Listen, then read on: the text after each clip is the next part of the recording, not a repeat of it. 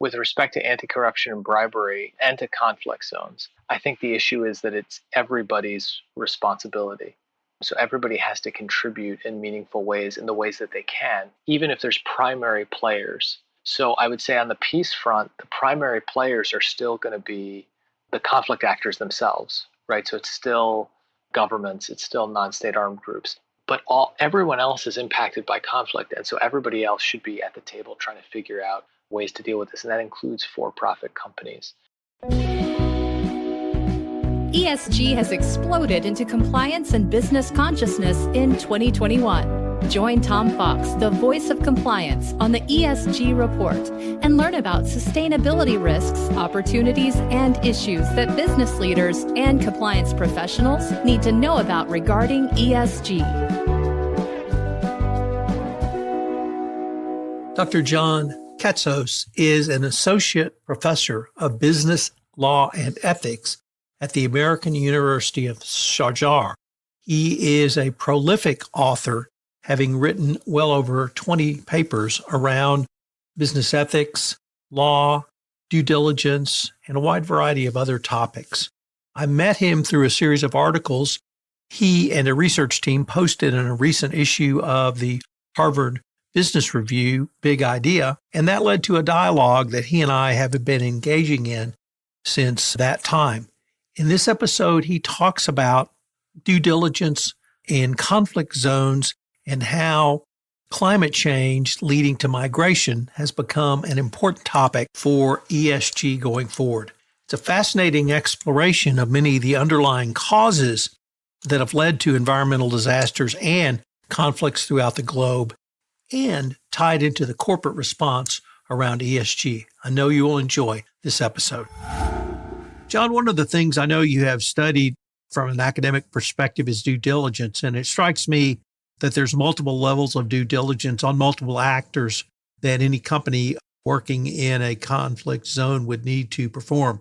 Obviously, the people you're doing business with, but those you may be making extrajudicial payments to, as well as to the national government to see if it's legitimate and or recognized by Western powers. How do you counsel companies to think through due diligence in conflict zones? Yeah, it's a great question. I think the first point is to make sure that you can do the due diligence.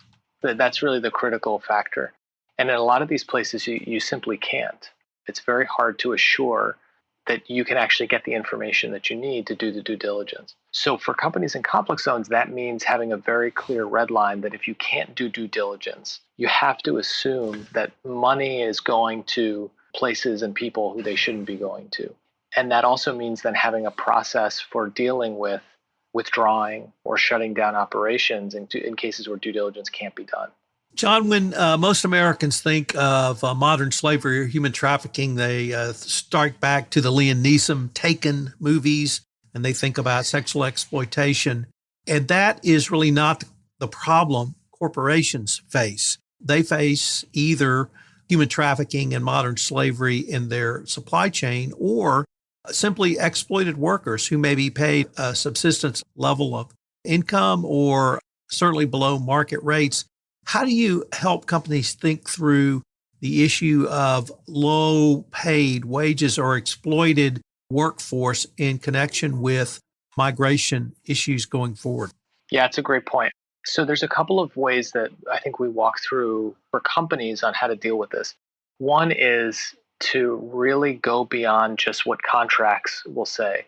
So there's a lot of places where the contract will say one thing, but what the workers are actually getting is much less than what the contract is saying. So it's important to go beyond, at least on a spot check basis, beyond what the paperwork is saying, to actually ask workers what they're getting paid, right? What's the situation like on the ground? And being able to verify that what's in the contract is actually what's being given to the workers. So we've seen there's lots of places where the contract will say one thing, and what the contract they're providing for due diligence might not be the same document they're providing even to the government on what the government work or what the terms of the agreement actually are. Or they may provide a document that's not actually the official document, right? That's something that they've just written up for a Western company. So it's important to actually get, first of all, the real documentation, but then second, to verify that the documentation is actually something that's taking place. So for suppliers, right, this is something that companies are used to doing in other contexts as well. So it's just important to make sure that there's follow-up and that companies, when they're doing their due diligence, are at least incorporating in there some amount of spot checking with workers to ensure that what's being reported to the company is actually what's taking place on the ground. John, we've been focusing on the S in ESG in some of these questions and the sustainability, the parts of your supply chain that may hold people held in bondage or workers that are exploited. And it's certainly a critical role. But there's also an E in ESG. And what I really wanted to maybe explore with you is the more difficult question I see of how companies can accurately start with trying to make a difference around climate change in some of these geographic areas, but then how do they properly report it so that they've met US or other reporting standards? Or are we just at a nascent part of our conversation where we're just starting to explore these issues? Funny enough, with the environmental reporting, I think it's actually much easier to do the reporting because the reporting is pretty advanced at this point. Whether you're doing carbon reporting, whether you're doing reporting on things like recycling and where your waste is going, the reporting structures are in place from international organizations and NGOs, from academic institutions, to really allow for companies to do thorough environmental reporting. I think the hard thing is when you go from zero to starting to report, you have to spend a lot of money, frankly. If you're a big company, to get from zero to adequate reporting, there's a big gap between nothing and something. Whereas if you have some level of reporting going on, upscaling it tends to be less burdensome. But there's a certain amount of learning costs and actual costs that go into just simply monitoring things.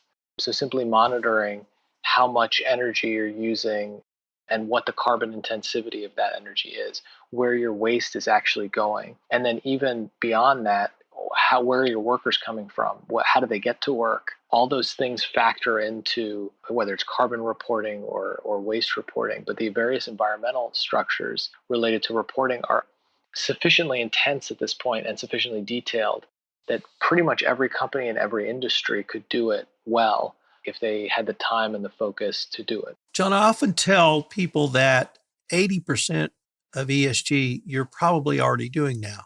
And when I say that, I'm thinking about diversity inclusion. I'm thinking about supply chain. I'm thinking about not paying bribes and doing business in compliance, and then good corporate governance practices up and down the corporation. But it strikes me in listening to your last answer that companies actually may be doing a lot more environmental, the E part of ESG, than they actually realize, because you have to account on either a financial basis or a procurement basis for the energy you consume. You may not be reporting it under the E of ESG, but I bet somewhere you've got a payment stub or we paid X this month or X this year. And so it seems to me that that data is there. It's not categorized and analyzed really from the ESG perspective, but even when you say going from sort of zero to adequate reporting, they may be a lot further along than they realize if they just take a look at it in a different way. Would that be a fair assessment?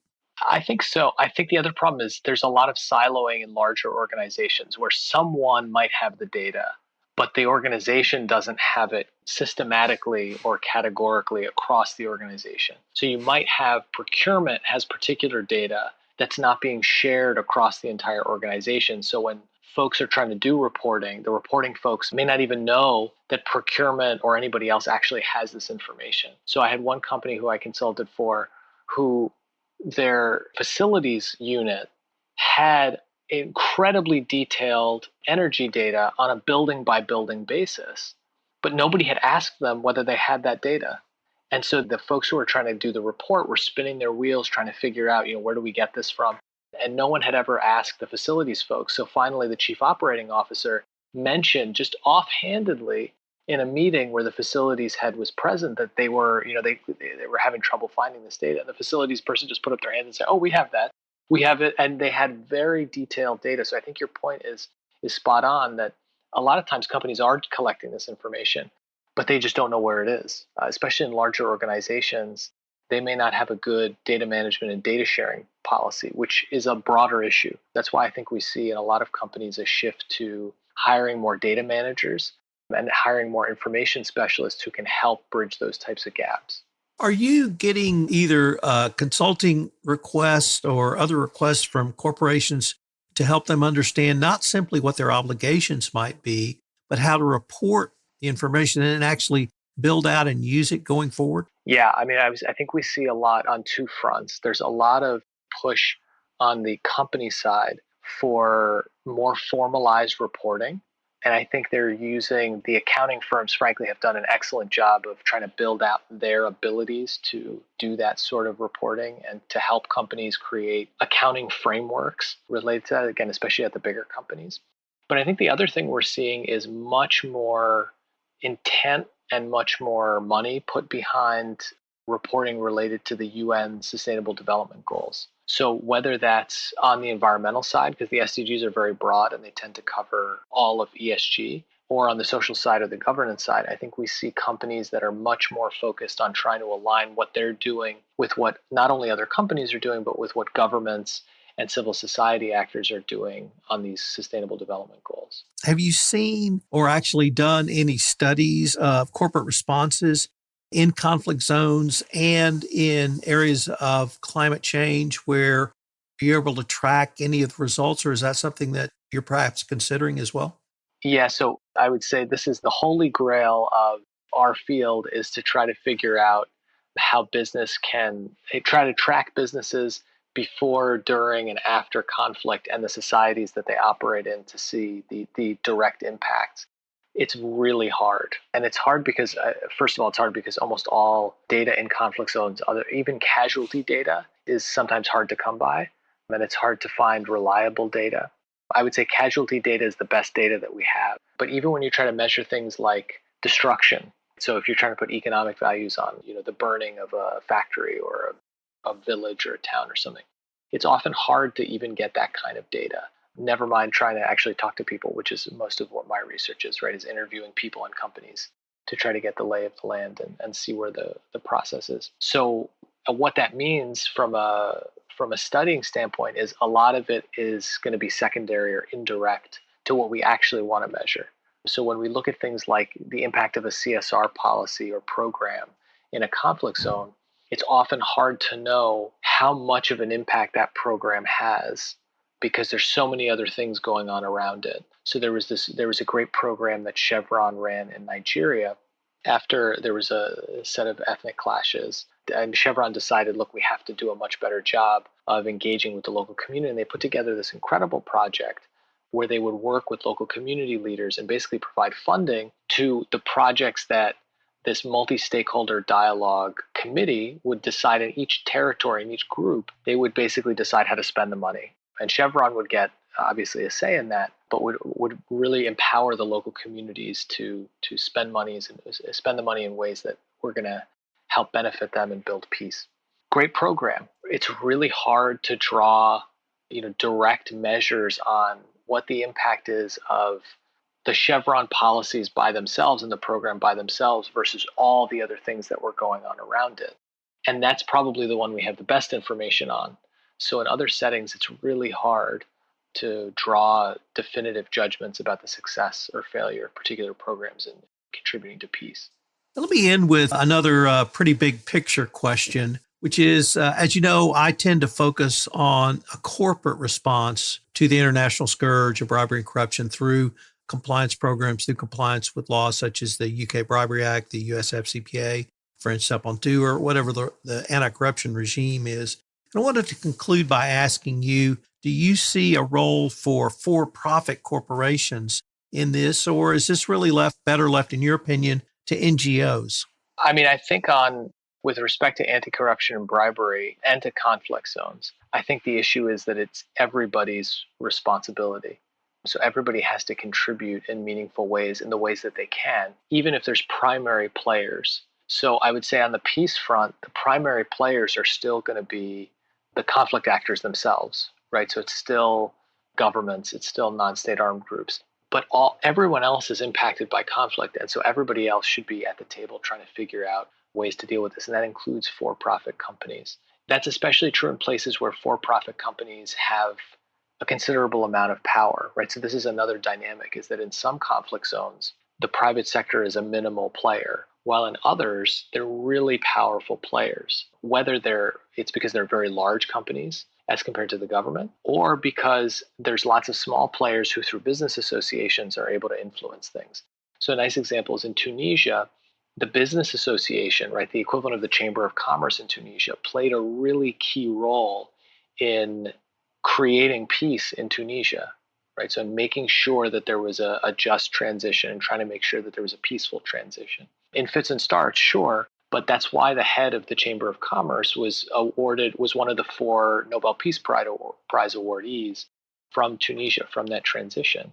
So if the more power that the private sector has, the more it has to play that role. It really has to take on that role. But again, it's conflict area to conflict area specific because every place is so different. Well, John, unfortunately, we're near the end of our time for this episode, but I wanted to thank you. As always, it's a fascinating discussion with you, and I greatly hope we can continue this conversation. I hope so too. And thanks so much again for the invite, Tom, and hopefully we'll chat soon.